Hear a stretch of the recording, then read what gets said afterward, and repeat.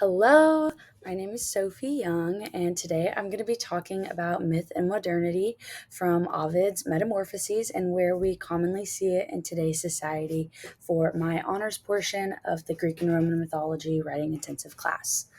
So to start, I just want to give like a general background of where my information is coming from. Obviously ChatGPT and obviously Ovid's Metamorphoses, and then a little bit of Google AI because it's just got a collection of sources and it's easy to use. But I specifically worked with Metamorphoses and ChatGPT just because those are the two sources that we've been using the most in this class so far. So I thought I might as well be sticking with what's working. So that's where I'm getting a lot of my inspiration from, I guess you would say, for this assignment. And to start, I just want to kind of give like a brief overview of the ways in which I find Ovid to be relevant in today's society.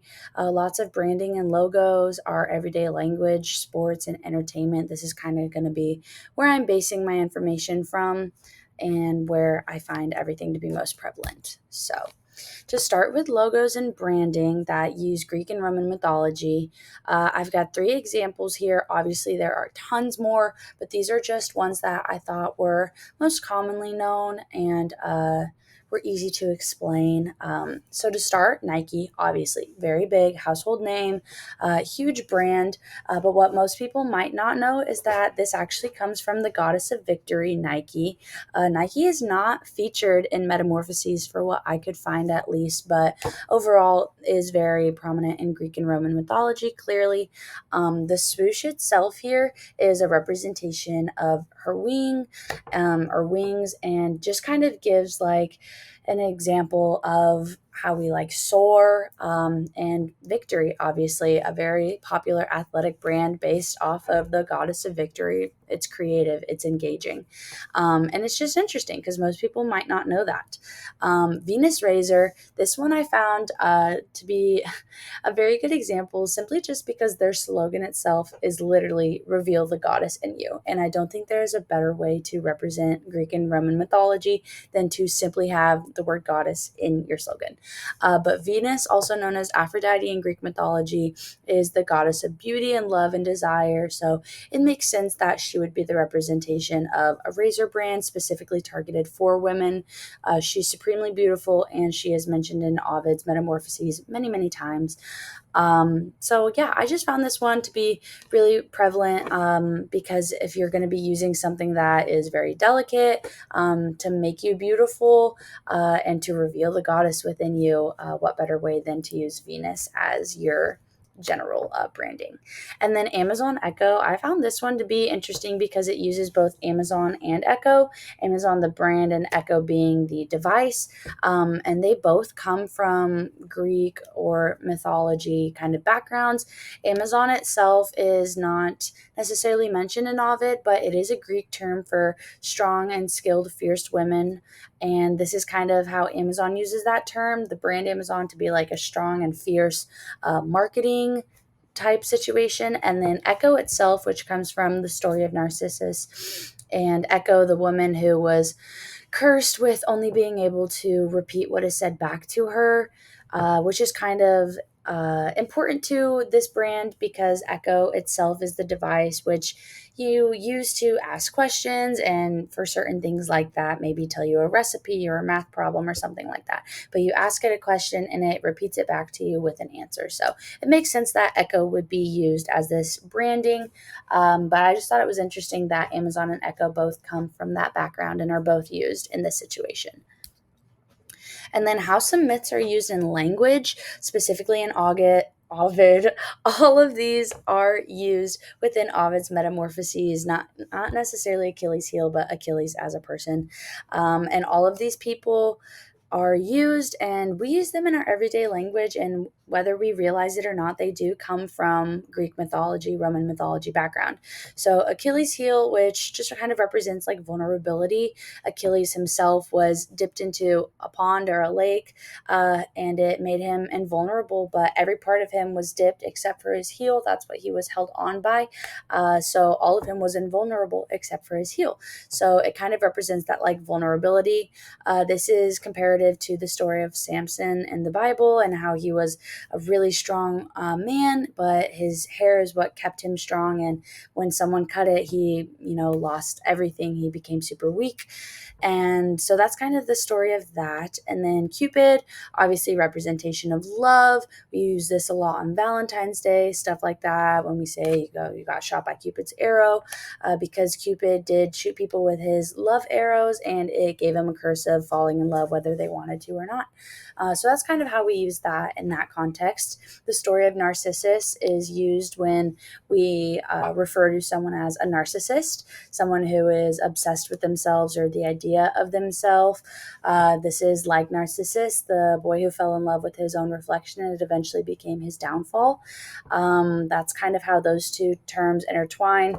Narcissist is rooted from the story of Narcissus.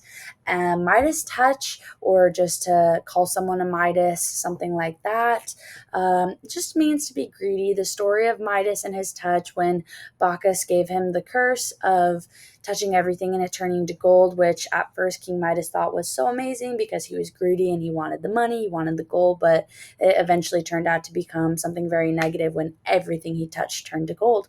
And this is a term that we may use to call someone greedy in a way when all they want is just gold, gold, gold, gold, gold. And then the term arachnophobia, or any sort of phobia like that we use, that may stem from a mythological background. The story of Arachne, obviously used to represent arachnids or spiders, because Arachne was a wonderful weaver, and then after a weaving competition where she infuriated Minerva, Minerva the goddess then turned her into a spider where she would weave forever. So the story of Arachne becoming a spider, that kind of stems the idea of arachnids and arachnophobia. So these are all terms that I hear very commonly, and whether we realize it or not, they do have a Greek and Roman background. And then sports, specifically, I want to talk about Olympics, because Olympics literally, whether it's mythological or not, it does stem from Greek history. The Greeks did create the Olympics, and it's a tradition that we still continue and celebrate today, kind of as a way to fight to see who's the best of the best. And the sort of mythological part of that is that it was originally created to honor Zeus, and it did start in Olympia. And Ovid briefly mentions the Olympics in book 14 when he talks about the games in Olympia. It doesn't go much more in depth than that, but it is briefly mentioned, so you can kind of tell that Ovid does have an idea of what the Olympics are, even if they weren't necessarily considered then what it's considered now. Specifically, the Greek games involved those with running, throwing, javelins, stuff like that, and hand-in-hand combat. That's sort of the inspiration from ancient Greek mythology into certain sports that we have now in our Olympic Games today. And then lastly, for entertainment, I feel like Greek and Roman mythology is so prevalent in entertainment today. I specifically want to talk about these two examples just because these are the ones I am most familiar with, the story of Hercules and Percy Jackson. These are both Disney. I'm a Disney girly myself. So I want to talk about these two, but the Greek and Roman mythology can be seen in so many other ways. God of War video games. There are other stories of Hercules, more gruesome ones that are not Disney relevant, but several different stories of Hades and Zeus and stuff like that are very prominent in entertainment and still continue to this day. But the story of Hercules and the story of Percy Jackson, both very very loosely based, loosely depicted on the actual mythology itself, or at least what Ovid considers their stories to be.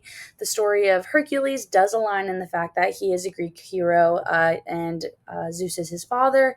Obviously, there are certain battles within the story of Hercules, both internal and external, but the story of him falling in love with Meg and, swimming all the way down into Hades and becoming that, none of that's like super relevant, but it is entertaining, which is the entertainment part of it, and it does kind of give a little introduction into Greek mythology, especially for Disney, which is targeted for kids. So I feel like that is a good introduction into that type of Greek mythology.